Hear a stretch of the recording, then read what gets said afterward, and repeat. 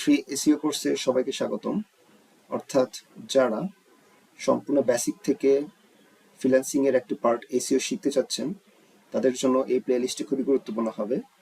অর্থাৎ এখানে আমরা সম্পূর্ণ বেসিক থেকে এই এসইও গুলো নিয়ে আলোচনা করব এবং কিভাবে এই ফ্রিল্যান্সিং এর এসইও পার্টটা কাজ করে, কিভাবে একটা ওয়েবসাইটে আমরা এসইও করব, ইন ডিটেলসে আমরা এখান থেকে এগুলো নিয়ে আলোচনা করব এবং সম্পূর্ণ বেসিক থেকে এগুলো নিয়ে আমরা আলোচনা করব এবং কিভাবে বিদেশি ক্লায়েন্টের কাছ থেকে কাজগুলো নিতে হয়, কিভাবে আমাদের প্রোফাইলগুলো আমরা ক্রিয়েট করবো, সবকিছু আমরা ডিটেলস আলোচনা করবো একদম ধাপে ধাপে।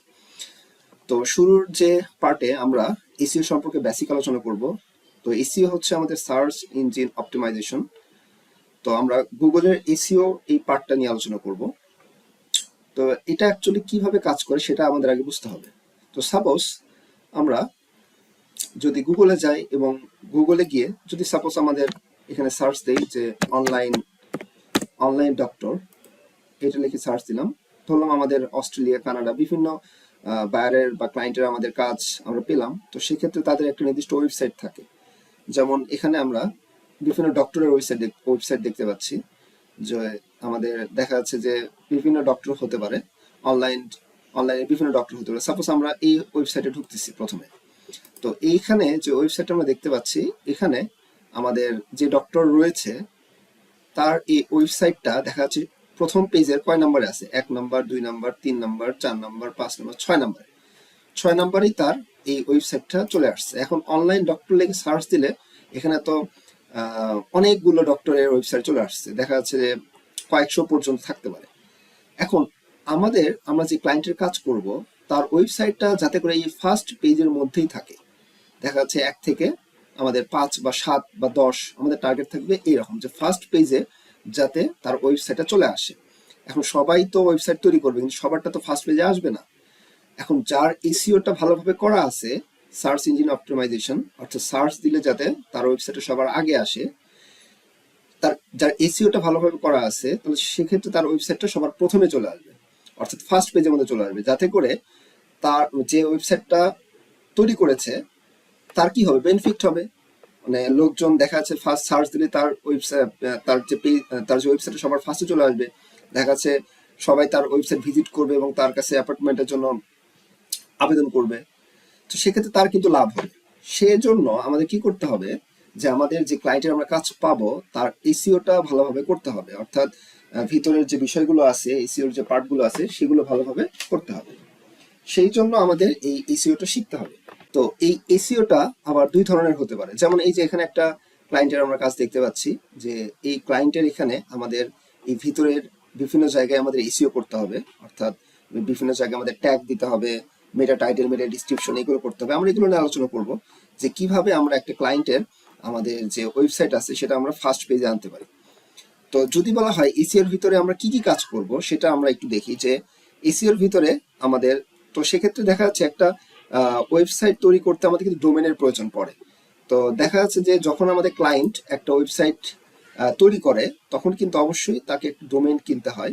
ডোমেইনের মাধ্যমে সে দেখা যাচ্ছে ডোমেইনটা কি, এই যে আমাদের এখানে লেখা আছে abihealth.app। তো আবার বিভিন্ন আমরা যে এখানে ঢুকেছি, এখানে দেখেন, এখানে আমরা যে দেখতে পাচ্ছি যে এই যে .com লেখা আছে, .com যদি আমরা ডোমেইন না কিনা থাকে আমাদের ওয়েবসাইটে, তাহলে সেক্ষেত্রে .com এর জায়গায় আমাদের কিন্তু ওই বিভিন্ন বড় কোনো .com সামথিং থাকতে পারে। তো সেক্ষেত্রে সরাসরি .com রাখার জন্য ওয়েবসাইট তৈরি করার পাশাপাশি ডোমেইনটা এখানে আমাদের ইউজ করতে হয়। তো যদি আমরা মেইন টপিকে চলে আসি, তাহলে একটা ক্লায়েন্টের ওয়েবসাইট থাকবে, তার ডোমেইনটা থাকবে, তাহলে ক্লায়েন্ট আমাদেরকে কাজ দিল যে আমাদের এসইওটা করতে হবে। তো এসইওটা হচ্ছে আমাদের 2 ধরনের হতে পারে, একটা হচ্ছে অন পেজ এসইও, আর একটা হচ্ছে অফ পেজ এসইও আমাদের রয়েছে। তো এখন বর্তমানে আমরা ইনিশিয়াল স্টেজে আমরা অন পেজ এসইওটা নিয়ে কাজ করব। অন পেজ, তো অন পেজ এসইওর ভিতরে শুরুতে আমাদের যেটা দেখতে হবে 2টা বিষয়, একটা হচ্ছে মেটা টাইটেল আর একটা হচ্ছে মেটা ডিসক্রিপশন।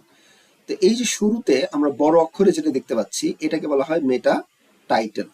তো আমাদের অবশ্যই এই মেটা টাইটেলটা খুবই গুরুত্বপূর্ণ, যে অনলাইন ডক্টর যদি আমরা সার্চ দেই, তাহলে এখানে যে অনলাইন ডক্টর আছে, তার মানে এই মেটা টাইটেলের ভিতরে আমাদের এই কিওয়ার্ডটা থাকতে হবে, অনলাইন ডক্টর। এই যে এখানে আমাদের মেটা টাইটেল বা মেটা ডিসক্রিপশন যেখানেই হোক না কেন আমাদের থাকতে হবে যে ডক্টর লেখা আছে, এবং এখানে আমরা এই যে ভিতরে যদি দেখি যে অনলাইন ডক্টর লেখা আছে, অনলাইন ডক্টর লেখা আছে, তো অনলাইন ডক্টর লেখা আছে। এই যে আমাদের যদি আমরা লিখি online doctor in Australia, online doctor in Australia, তাহলে সেক্ষেত্রে এই যে আমরা যদি আসি স্পন্সর গুলো বাদ দিয়ে আমরা যদি এখানে দেখি এই যে অনলাইন ডক্টর অস্ট্রেলিয়া, এই যে অস্ট্রেলিয়ার ভিতরে আমাদের কিওয়ার্ডটা আছে। তার মানে আমাদের মেটা টাইটেলটা খুবই গুরুত্বপূর্ণ, যে আমাদের শুরুতে যেটা থাকবে মেটা টাইটেল সেটা খুবই গুরুত্বপূর্ণ। এই অনলাইন ডক্টরকে কিন্তু আমরা টেলিহেলথ ডক্টর বলে থাকি।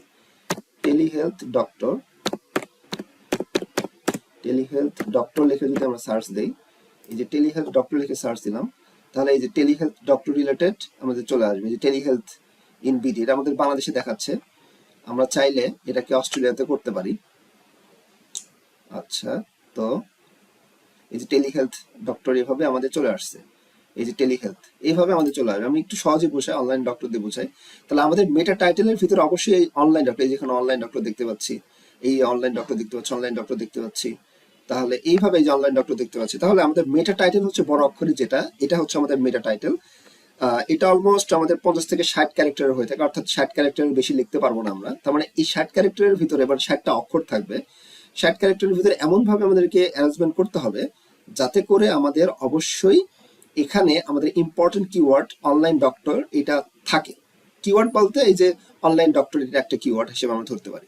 তো এই মেটা টাইটেল কিন্তু খুবই গুরুত্বপূর্ণ আমাদের এসইও করার ক্ষেত্রে। মেটা টাইটেলের যেই আমাদের যে ওয়েবসাইট, যেমন এই যে এটা হচ্ছে একটা অনলাইন ডক্টরের একটা ওয়েবসাইট, তো সেক্ষেত্রে আমাদের অবশ্যই এই অনলাইন ডক্টরের যে ওয়েবসাইটটা আছে এখানে কিন্তু অবশ্যই আমাদের মেটা টাইটেলটা ভিতরে অনলাইন ডক্টর কথাটা উল্লেখ থাকতে হবে। এটা হচ্ছে ফার্স্ট পয়েন্ট।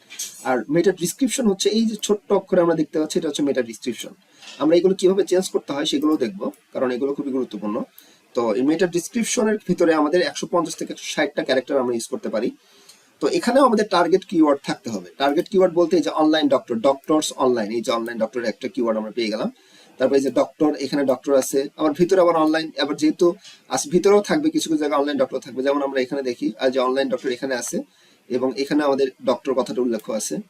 তারপরে আমরা যদি আসি এখানে, এই যে এখানে অনলাইন ডক্টর, এই যে এখানে অনলাইন ডক্টর লেখাটা উল্লেখ আছে।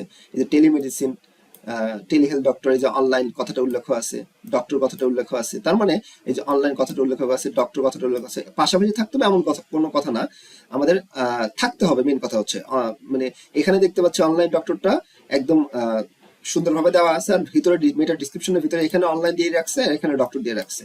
তার মানে আমাদের অবশ্যই গুরুত্বপূর্ণ হচ্ছে মেটা ডিসক্রিপশন, মেটা টাইটেলের অবশ্যই আমাদের অনলাইন ডক্টর কথাটা উল্লেখ থাকতে হবে। এটা হচ্ছে একটা এরকম বিভিন্ন ওয়েবসাইট আমরা পেতে পারি, কিন্তু সেই ওয়েবসাইটের কিওয়ার্ড গুলো আমাদের প্রথমে দেখতে হবে, বুঝতে হবে, তারপর সেই রিলেটেড আমাদের কাজ করতে হবে। তাহলে এখানে আমাদের এই যে অনলাইন ডক্টর, এই যে এখানে আমাদের অনলাইন ডক্টর কথাটা উল্লেখ আছে, তো যার কারণে আমাদের এইগুলোর ওয়েবসাইটগুলো র্যাঙ্কিং এ চলে আসছে, ফার্স্ট পেজে চলে আসছে। তো আমাদের টার্গেট থাকবে হচ্ছে ফার্স্ট পেজে এটাকে আনা। আর কিছু কিছু ফ্রি সফটওয়্যার আছে যেগুলো দ্বারা আমরা কিওয়ার্ড রিসার্চ করব, পাশাপাশি পেইড সফটওয়্যার গুলো আমরা দেখবো। এখন আমাদের এই বিষয়টা আমরা বুঝে ফেললাম, একটা হচ্ছে আমাদের মেটা টাইটেল, মেটা ডিসক্রিপশন, এটা আমরা ভালোভাবে বুঝে ফেললাম। এখন পরবর্তী ক্লাসে আমরা দেখবো হচ্ছে যে, পরবর্তী ভিডিওতে আমরা দেখবো হচ্ছে যে কিওয়ার্ড রিসার্চ কিভাবে করতে হয়। অর্থাৎ যদি বলা হয় শুরুর ক্লাসে আমরা কি কি শিখলাম, অর্থাৎ শুরুর ভিডিওতে আমরা কি কি শিখলাম। শুরুর ভিডিওতে আমরা দেখলাম যে এসইও বিষয়টা কি এবং এসইও করলে আমাদের লাভটা কি হবে।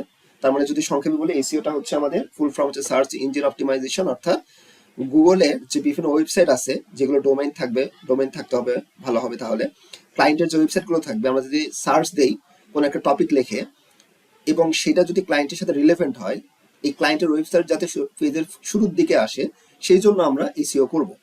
তো এসইও দুই প্রকার, একটা অন পেজ, একটা অফ পেজ। আমরা শুরু করেছি অন পেজ নিয়ে। তো অন পেজের ভিতরে মেটা টাইটেল এবং মেটা ডিসক্রিপশন আমরা দেখলাম, বড় অক্ষরটা হচ্ছে মেটা টাইটেল এবং ছোট অক্ষরটা হচ্ছে মেটা ডিসক্রিপশন।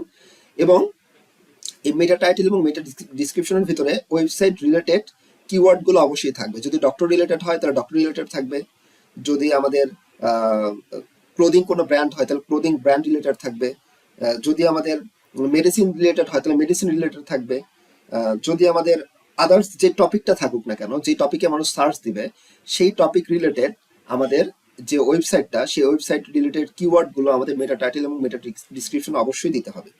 এই পর্যন্ত আমরা এইগুলো দেখলাম। পরবর্তী ক্লাসে বা পরবর্তী ভিডিওতে আমরা দেখবো কিওয়ার্ড রিসার্চ সম্পর্কে।